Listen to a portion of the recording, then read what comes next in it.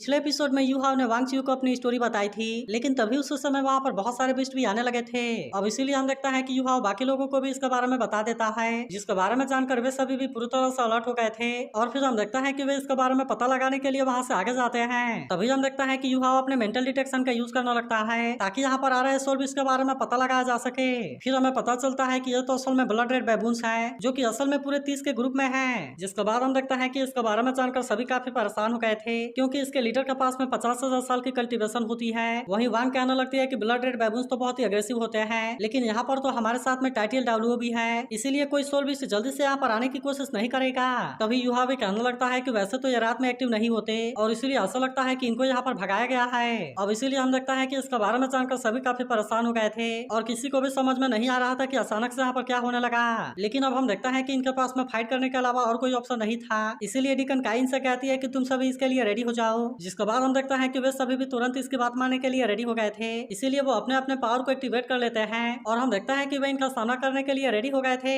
लेकिन तभी हम देखता है कि वो ब्लड रेड बैबून बिल्कुल इनके सामने आ गए थे, और वे तुरंत इन पर अटैक करने के लिए भी आने लगते हैं। तब हम देखता है कि यूहाव तुरंत अपने पावर का यूज करके इनको नीचे दबा देता है, जबकि वहीं हम देखता है कि इसके बाकी साथी इन पर अटैक करने के लिए रेडी हो गए थे, और इसीलिए वे इसमें बिना देरी किए इन पर अटैक करना शुरू कर देते हैं। तभी हम देखता है कि वांग चियू भी अपने पावर का यूज करके अटैक करने लगती है, जहाँ पर कि अब इसके सामने कोई भी कुछ नहीं कर पाता। लेकिन तभी हम देखता है कि इनका लीडर भी काफी गुस्सा होने लगा था, और इसीलिए वो भी इन पर अटैक करने के लिए रेडी होने लगता है। तब इसे देख यूहाव कहने लगता है कि ब्लड थर्स्टी तो इनका असल में सोल स्किल है, और इसीलिए ऐसे कंडीशन में इनका ऑफेंस और डिफेंस दोनों ही बहुत अच्छे से इंक्रीज हो जाता है, और इसीलिए ऐसे कंडीशन में इनका ऑफेंस और डिफेंस बहुत ही अच्छे से इंप्रूव हो जाता है। मगर तभी हम देखता है कि बाकी लोग भी पूरी तरह से रेडी हो गए थे, इसीलिए वे भी तुरंत अपने पावर का यूज करने लगते हैं, और हम देखता है कि वे तुरंत इन पर अटैक करना शुरू कर देते हैं। इसके बाद हम देखता है कि कोई भी ब्लड रेड बैबून इनके सामने कुछ नहीं कर पाया होता, और इन्होंने लीडर के अलावा बाकी सबको मार दिया था। मगर तभी हम देखता है कि वो लीडर इन पर काफी गुस्सा होता है, और इसीलिए वो तुरंत यांगमो पर अटैक करने के लिए आ गया था। लेकिन फिर भी हम देखता है कि यांगमो वहां से बचकर बहुत ही आसानी से निकल जाता है, जबकि वहीं यूहाव ने अपने आइस पावर का यूज करके अटैक कर दिया था,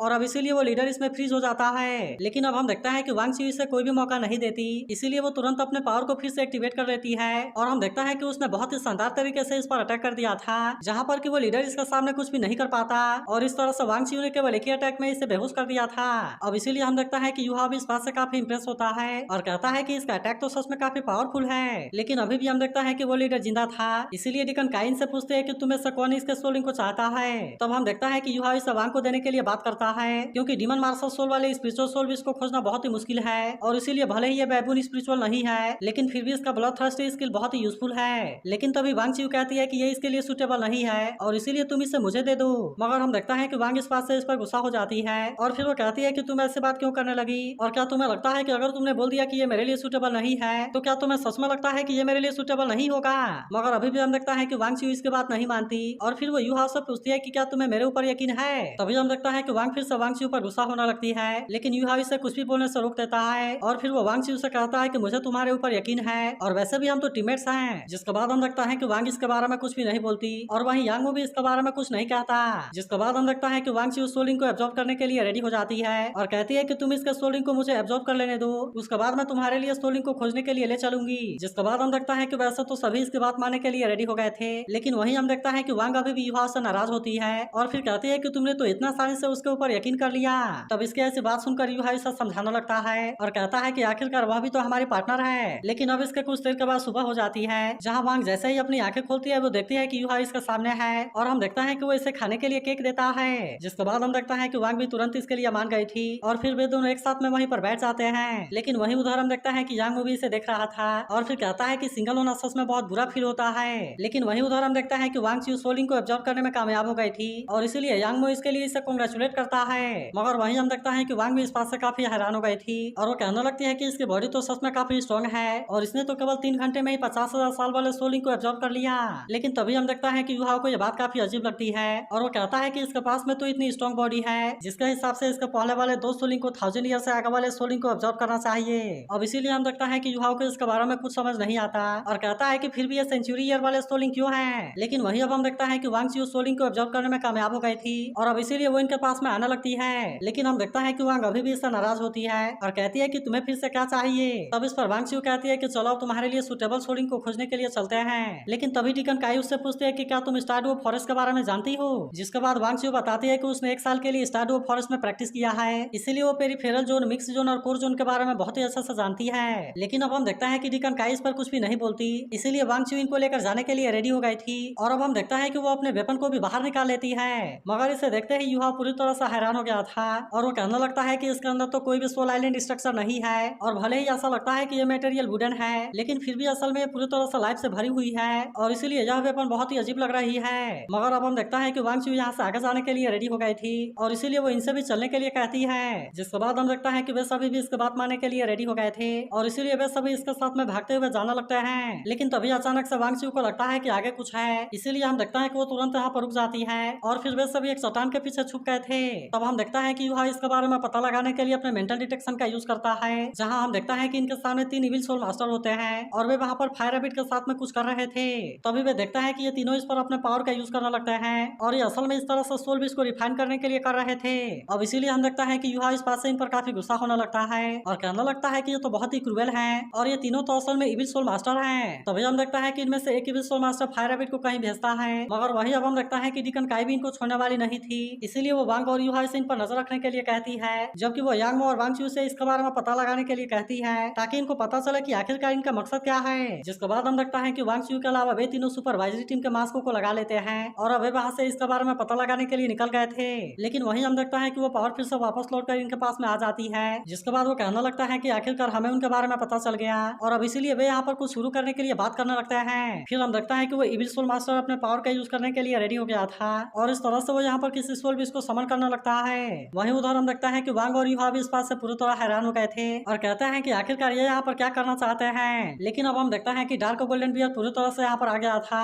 वहीं उधर हम देखता है कि यांगमो और वांग चू एक जगह पर आ गए थे जहाँ पर उनके सामने एक अजीब सी गुफा होती है और अब इसीलिए वे इसके बारे में पता लगाने के लिए इसके अंदर जाने के लिए भी रेडी हो गए थे। जिसके बाद हम देखता है कि यांगमो भी इसके बात मानने के लिए रेडी हो गया था और अब इसीलिए वे दोनों इसके अंदर जाने लगते हैं। लेकिन तभी हम देखता है कि यहाँ पर इनको कोई हलचल दिखाई देने लगती है और अब इसीलिए वे दोनों पूरी तरह से अलर्ट हो गए थे। मगर तभी हम देखता है कि यांगमो के पीछे कोई सोल बीज खड़ा होता है जो कि अब देखते ही देखते तुरंत इसके सामने भी आ गया था। तभी से देखते ही यांगमो पूरी तरह से हैरान हो गया था और कहता है कि यह तो 10,000 साल के कल्टीवेशन वाला डार्क गोल्डन बियर है, इसीलिए वो वांग चू से कहने लगता है कि हमें यहाँ से चला जाना चाहिए क्योंकि यह सच में बहुत ज्यादा पावरफुल है। मगर वहीं हम देखता है कि वांग चू को किसी बात का कोई डर नहीं होता, इसीलिए वो इसकी बात मानने के लिए रेडी नहीं होती और हम देखता है कि वो इसके सामने अपने वेपन वाले पावर का यूज करने लगती है। तभी से देख यांगमो भी अपने पावर का यूज करके इसके हेल्प करने आ जाता है। लेकिन तभी हम देखता है कि वांग चू इसकी तरफ देखने लगती है और अब इसीलिए हम देखता है कि यांगमो भी अपने पावर का यूज नहीं करता। लेकिन तभी वो वांग चू से इसके पीछे देखने के लिए कहता है, जहाँ हम देखता है कि डार्क गोल्डन बियर के 2 छोटे छोटे क्यूब थे।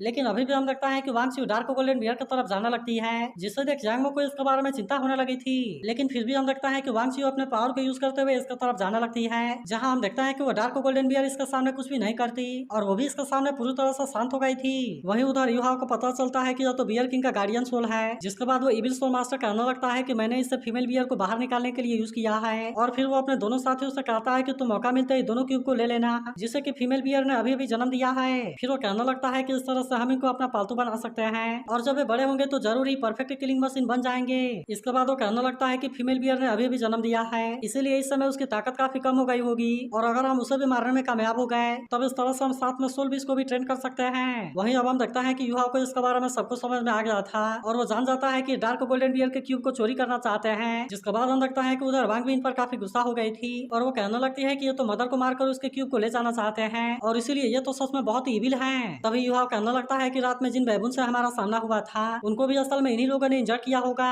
तभी उनमें से एक इविल सोल मास्टर कहने लगता है कि हम तो स्टारडू फॉरेस्ट के लगभग सेंटर में हैं, इसीलिए अगर कोई फेरेसियस भी स्टार्ट हो गया तो हम फिर क्या करेंगे। तब इस पर दूसरा इविल सोल मास्टर कहता है कि मैंने पहले से इसके बारे में बैकअप प्लान बना लिया है, इसीलिए तुम इसके बारे में कोई चिंता ना करो। और क्या तुम्हें दिखाई दे रहा है कि मेरे हाथ में क्या है। तब हमें पता चलता है कि यह तो असल में श्रेक एकेडमी के सुपरवाइजरी टीम का मास्क है। जिसके बाद वो कहने लगता है कि कुछ टाइम पहले एक लड़के ने मुझे फॉलो करने का कोशिश किया था और इसीलिए उस समय वो मेरे हाथों मारा गया था। फिर वो कहता है कि अगर किसी फेरेसियस को हमारे बारे में पता चल गया तो फिर यह मास्क हम यहीं पर छोड़ देंगे, जिसकी वजह से ऐसा लगेगा कि इसके पीछे श्रेक एकेडमी है और इसीलिए श्रेक एकेडमी उसके गुस्से का सामना करेंगे। मगर वहीं हम देखता है कि इसके बारे में सुनकर युहा इस बात से काफी गुस्सा हो गया था क्योंकि यह मास्क असल में उसी सीनियर का है जिसने इनको बचाने के लिए खुद को सेक्रीफाइस कर दिया था। अब इसीलिए हम देखता है कि युहा इसका बदला लेने के लिए रेडी हो जाता है, जिसके बाद वो अपने सोल गाइड कैनन को यूज करने के लिए रेडी हो गया था और अब वो इसके थंडर फ्यूरी का यूज करके तुरंत इन पर अटैक कर देता है। जिसके बाद हम देखता है कि ब्लास्ट काफी खतरनाक होता है, इसीलिए वांग और युहा इस बात से काफी खुश हो गए थे क्योंकि इनको ऐसा लग रहा रहा था कि वे तीनों इसमें एक ही झटके में मारे गए,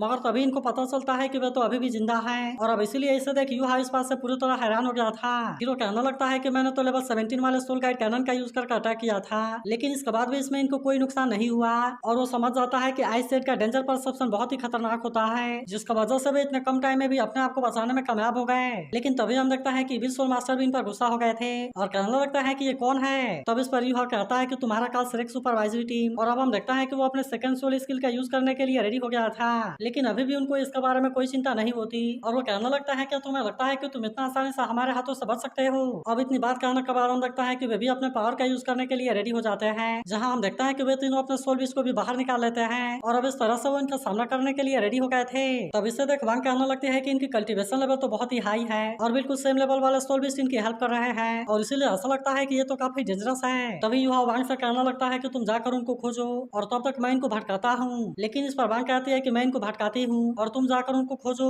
वहीं उधर हम देखता है कि वे एविल सोल मास्टर अटैक करने के लिए रेडी हो गए होते हैं, लेकिन तभी हम देखता है कि यहाँ पर इनके पीछे कोई आ जाता है, जहाँ हमें पता चलता है कि ये कोई और नहीं बल्कि वही फीमेल बियर है और इसके साथ में यहाँ पर वांग चियू भी आई हुई थी। जिसके बाद हम देखता है कि ये सीन काफी शानदार लगता है और अब वो इनका सामना करने के लिए रेडी हो गई थी। तब इससे देख वे एविल सोल मास्टर पूछता है कि तुम कौन हो, जिस पर वांग चियू कहती है कि जो तुम्हें मारने वाली है। लेकिन अभी भी हम देखता है कि एविल सोल मास्टर को इसके बारे में कोई चिंता नहीं होती और वो तुरंत अपने सोल बीज को इस पर अटैक करने के लिए भेज देता है। जिसके बाद हम देखता है कि सोल बीज की स्पीड काफी फास्ट होती है, इसीलिए वो डार्क गोल्डन बियर इसके सामने कुछ भी नहीं कर पाती, जबकि वहीं वो सोल बीज इसे इंजर्ड करने लगता है। लेकिन तभी हम देखता है कि वांग चियू को इसके बारे में पता चल गया था, इसीलिए वो भी अपने वेपन के पावर का यूज करने के लिए रेडी हो जाती है, जहाँ हम देखता है कि वो सोल बीज अब इसके सामने कुछ भी नहीं कर पाता और जबकि वही वांग चियू अपने वेपन का यूज करके इसे बहुत ही आसानी से इंजर्ड कर देती है। जिसके बाद हम देखता है कि डार्क गोल्डन बियर भी इस पर अटैक कर देती है और अब इसीलिए उस एविल सोल मास्टर की कंडीशन खराब होने लगी थी। तब इससे देख वांग कहने लगती है कि सोल बीज बहुत बुरे तरीके से डैमेज हो गया, जिसकी वजह से एविल सोल मास्टर की कंडीशन भी खराब हो गई और इसीलिए क्या ऐसा काउंटर अटैक सोल मास्टर के साथ में भी हो सकता है। तब इस पर यूहा ऐसा समझाता है कि वो ऑर्डिनरी सोल बीज से काफी अलग होते हैं और इसीलिए वे तो केवल टूल हैं, लेकिन वे सोल बीज इनके सोल के साथ में पूरी तरह से इंटीग्रेट हो जाते हैं। तभी हम देखता है कि वे एविल सोल मास्टर वांग चियू पर अटैक करने के लिए रेडी हो गए थे, इसीलिए हम देखता है कि डार्क गोल्डन बियर भी इन पर अटैक करने के लिए चली जाती है। वहीं उधर हम देखता है कि वांग चियू इनका सामना करने के लिए रेडी हो गई थी, जहां हम देखता है कि वो अकेले होने की वजह से इनके सामने कमजोर पड़ने लगती है और इसीलिए वो अभी इनके सामने ज्यादा कुछ नहीं कर पा रही थी। तभी इसी बीच हम देखता है कि वे दोनों एविल सोल मास्टर वांग चियू पर अटैक करने की कोशिश करते हैं, लेकिन डार्क गोल्डन बियर इनके अटैक को रोक लेती है। मगर फिर भी हम देखता है कि यहाँ पर बहुत सारे सोल बीस्ट आ गए थे जो कि चारों तरफ से अटैक करना शुरू कर देते हैं और अब इसीलिए वांग चियू भी इनका सामना करने के लिए रेडी हो गई थी। लेकिन तभी वांग और यूहा भी समझ जाते हैं कि वांग चियू डेंजर में है और अब इसीलिए हम देखता है कि वे दोनों भी इसके हेल्प करने के लिए आ गए थे और वे बाकी दोनों एविल सोल मास्टर के अटैक को रोक कर इसे बचा लेते हैं। इसके बाद हम देखता है कि वे अपने अपने पावर का यूज करके अटैक करना शुरू कर देते हैं, जबकि वहीं उधर हम देखता है कि वांग चियू भी गोल्डन ड्रैगन रिलीज स्वॉर्ड को यूज करने के लिए रेडी हो जाती है और अब इसका यूज करके उसने बहुत ही खतरनाक तरीके से अटैक कर दिया था। अब इसीलिए हम देखता है कि वे सोल भी इसका ऐसे अटैक के सामने कुछ भी नहीं कर पाते और इस तरह से वांग चियू इनको बहुत ही शानदार तरीके से टक्कर देने के लिए रेडी हो गई थी। तो अगर एक्सप्लेनेशन अच्छी लगी हो तो इस वीडियो को लाइक और इस पर एक कमेंट जरूर कर देना और अगर आप इसके अगले एपिसोड के लिए एक्साइटेड हो तो इसके बारे में भी जरूर बताना।